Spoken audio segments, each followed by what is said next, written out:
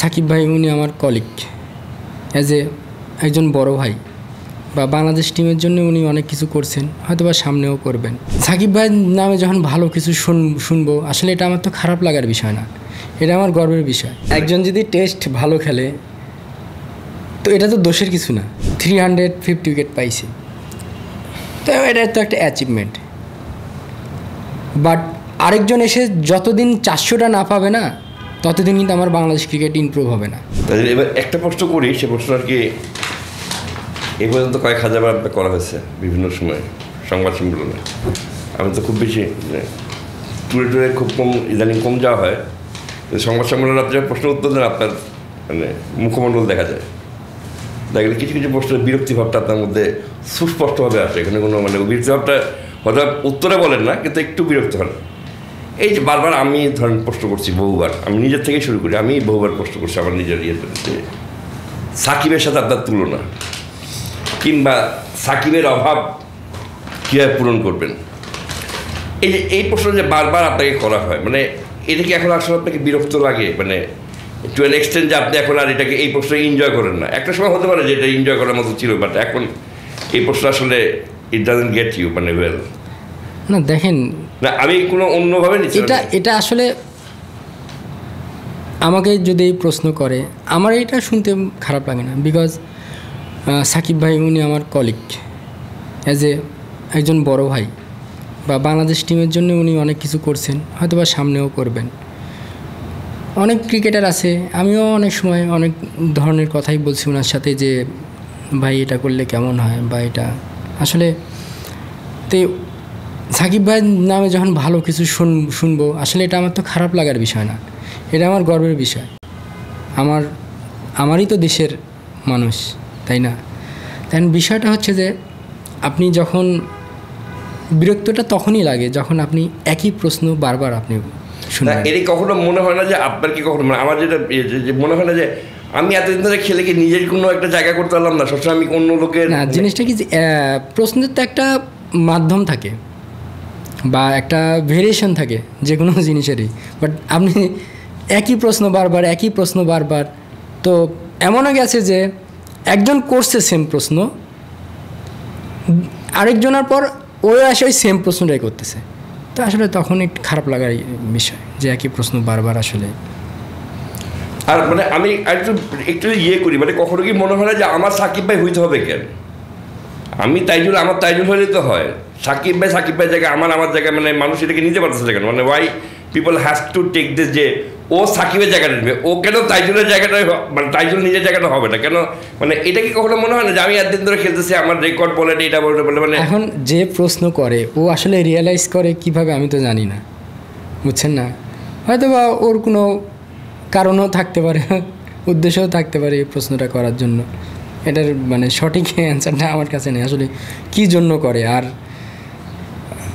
আমি আসলে মানে আমি বললাম না যে এটার অ্যান্সার আসলে কেমনে দেবো, এটা আসলে একটু মনে হয় না যে তার জায়গাটা আমার, মানে আপনার জায়গাটা হয়তো বাংলাদেশে কেউ নিতে না পারবে। আপনি যেভাবে ক্রিকেটের আগাইতেছেন, সেটা টেস্ট ক্রিকেট যখন আপনি ছাড়বেন, এমন এক জায়গায় ছাড়ার সম্ভাবনা আছে আপনার, যেখানে আমাদের মানে আমরা যে ডানাটা দেখি এবং আপনার ক্যারিয়ারটা যদি দেখি, যে এমন একটা জায়গায় ছাড়ার সম্ভাবনা যে এই উইকেটটা আর কেউ ছুঁজে না পারতে পারে। সো সেরকম বোলারকে যখন এই প্রশ্ন বার করা, মানে আমি জানতে চাচ্ছি যে এই ধরনের প্রশ্ন করতে না, মানে আমি যেটা মানে মেন প্রশ্ন জায়গাটা এখন আসতেছি, যে এইটা কি মনে হয় না যে আমরা একটা জেনারেশনের উপরে খুব বেশি ডিপেন্ডেন্ট থাকলাম? এখন তো সাকিব নাই, এখন তো তামিম নাই, এখন মুশফিক নাই, এখন তো আপনাদের তো এমনি নিতে হবে। So why talk about them? মানে এখন আপনাকে একটা আমি কথা বলি যে ধরেন ইনশাল্লাহ ধরেন আমি 350 উইকেট পাইছি, তো এটা তো একটা অ্যাচিভমেন্ট। বাট আরেকজন এসে যতদিন 400টা না পাবে না, ততদিন কিন্তু আমার বাংলাদেশ ক্রিকেট ইমপ্রুভ হবে না। আপনার ক্রিকেটটা তো আপডেট করতে হবে, বা ক্রিকেটের আমার পরেও যে ঢুকবে সেও যদি 350-400টার মধ্যেই থাকে, তা আমার ক্রিকেটটা তো ওইখানেই থেকে গেল, আমরা ওইখানেই থেকে গেলাম। তারা সে 400-500 উইকেট নিতে হবে, তখন না ডেভেলপটা হইল, তখন আমার টিম রেজাল্ট করলো। তো আমার কাছে যে আপনি হয়তো এখন দেখবেন যে তামিম ভাই, সাকিব ভাইয়ের কথা বারবার কেন আসতেছে, হ্যাঁ মানে গোয়িং ফরওয়ার্ড আর কি মনে হয় কেন যে কেন আসতেছে? কারণ আমরা ডেভেলপ করতে পারছি না। এখনও আমরা সাকিব তামিম এখনও তো আমরা আরেকটা বানাইতে পারি নাই, তাই না? তো আমার কাছে মনে হয় যে তখনই ডেভেলপ হবে যখন আরেকটা তামিম সাকিব আসবে। এই যে এটা আমার মানে রিয়েলাইজেশন।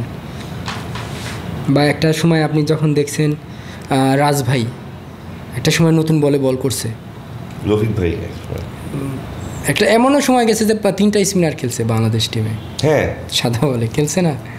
তো অবশ্যই ওনাদের কোয়ালিটি ছিল। আসলে এটা একটা অনেক হার্ড ডিসিশন যে আপনি একটা টিমে 2টা-3টা স্পিনার খেলাবেন। আমি তো 4টা স্পিনার খেলা দেখছি। তো মানে আফগানিস্তানের সাথে ওই টেস্ট ওই যে আপনি টেস্ট ক্রিকেটে খেলাইতে পারেন যে স্পিন উইকেট, আপনি স্পিনার বেশি খেলাইতে পারেন, বাট যখন আপনি সাদা বলে যাবেন এটা আসলে একটা ডিফিকাল্ট সিচুয়েশন। বাট ওনাদের সেই কোয়ালিটি ছিল। আমি তো দেখছি রাজ ভাই কত মানে প্রথম 10 ওভারের মধ্যে তো উনি 5 ওভার করতো, আবার শেষের দিকেও বোলিং করতো, সুপার বোলিং করতো। তো তো জিনিসটা কি যে আমাদের অনেক, আমার কাছে মনে হয় যে আরও ইমপ্রুভের জায়গা আছে আমাদের। তাদেরকেই সুপারসিড করতে গেলে, অন্যদেরকে না, মানে আমার জেনারেশনকে, এই জেনারেশনকে সুপারসিড করতে গেলে আরও অনেক কাঠখড় পড়ে যাবে আর কি। মানে আমাদের যে জেনারেশন ছেড়ে গেল তাদেরকে যদি আমরা অতিক্রম করতে চাই, বিশ্ব জেনারেশন না। আপনি আমি তো বললাম যে আমি ধরেন যে 350 উইকেট পাইছি, যখন আমাকে ছাড়াই যাবে আরেকজন, তখন না আমাদের কোয়ালিটিটা ফুটে উঠবে, আমাদের বাংলাদেশ ক্রিকেটের কোয়ালিটি ফুটে উঠবে। বাংলাদেশ চেস বোলিং এবার একটা চেস বোলিং বাংলাদেশ চেস বোলিংয়ের তারকা খ্যাতি হওয়া যায় না, তারকা জিনিসটা আসলে চেস বোলিং ক্ষেত্রে হয় না। এটা কি আসলে আপনার কাছে কি মনে হয়, এটা কী ভাববেন? এবং এটা কি মনে হয় আমরা চেস বোলিংটাকে মানে কালচারালি আমরা গ্রহণ করতে পারি নাই? অনেক কিছু হতে পারে। মানে চেস বোলিংয়ের একটা টেস্ট ক্রিকেটারের তারকা খ্যাতি অন্য ক্রিকেটারদের থেকে কম, কিন্তু এই জিনিসটা কিন্তু অস্ট্রেলিয়ায় না। ইংল্যান্ডে কিন্তু জো রুটের তারকা খ্যাতি কিন্তু ততটাই যতটা Ben স্টোকসের। Joe Root white ball খেলুক, টি20 খেলুক না খেলুক, যা কিছু করুক, তার কিন্তু তারকা খ্যাতি 1 ফোঁটা কমে না মানে বেন স্টোকসের তুলনায়। বাট ইন বাংলাদেশ আমরা দেখি যে টেস্ট ক্রিকেটারদের বা টেস্ট তকমা টেস্ট ক্রিকেটের তারকা খ্যাতি না, টেস্ট তকমা লাগাটা অনেকের ক্ষেত্রে মনে হয় যে ভাই আমি তো আসলে ক্যারিয়ারটা শেষ হয়ে গেল। মানে ভাই এই যে আমি নাম বললাম না, যে এটা বল যে ভাই টেস্ট ক্রিকেটে বললেন না ভাই, ক্যারিয়ার শেষ হয়ে যাবো। মানে জাস্ট আপনাকে মানে জাস্ট একটা কথা বলার জন্যে বললাম, কিন্তু তারপরেও জানতে যে এটা তো আসলে সে তো আর অন্য কোনো কারণে বলে, সে একটা ফরওয়ার্ড খুব ভালো খেলে, তারপরেও সে বলে এইভাবে বললেন না, তার মানে কি সেই জিনিসটাকে কিন্তু তারপরে সে শিকার। একজন যদি টেস্ট ভালো খেলে তো এটা তো দোষের কিছু না, এটা কি দোষের কিছু? তো আমার কাছে মনে হয় যে যার যে জায়গায় যে অ্যাবিলিটি আছে তাকে সে প্রাপ্য সম্মান দেওয়াটা ইম্পর্টেন্ট। যে সাদা বলে খেলতেছে সেও দেশের জন্য খেলতেছে, যে লাল বলে খেলতেছে সেও দেশের জন্য খেলতেছে। তো আমার কাছে মনে হয় যে ডিভাইডেডটা থাকা কোনো সময়ই ঠিক না, সম্মান সবার জীবনেই দরকার আছে। তো এটাই আর কি যে, আর আসলে জানি না এটা কিভাবে এত স্ট্রং হয়ে গেছে যে টেস্ট ক্রিকেটারদের আমাদের দেশে একটু অন্যভাবে দেখা হয়, এটা আসলে আমার জানা নেই। হ্যাঁ, কিন্তু অনুভব করতে পারেন এটা যে ওনারা চেস স্পেশালিস্ট, ওনারা এটা অনুভব হবে না, নিশ্চয়ই এটা অনুভূত হয়। এটা আপনি তো মিডিয়াতে আছেন, তো আপনি এটা অনুভব করেন, তা আমার তো এখানে অনুভব না করার কিছু নাই, সেটা সাধারণ মানুষজন অনুভব করে।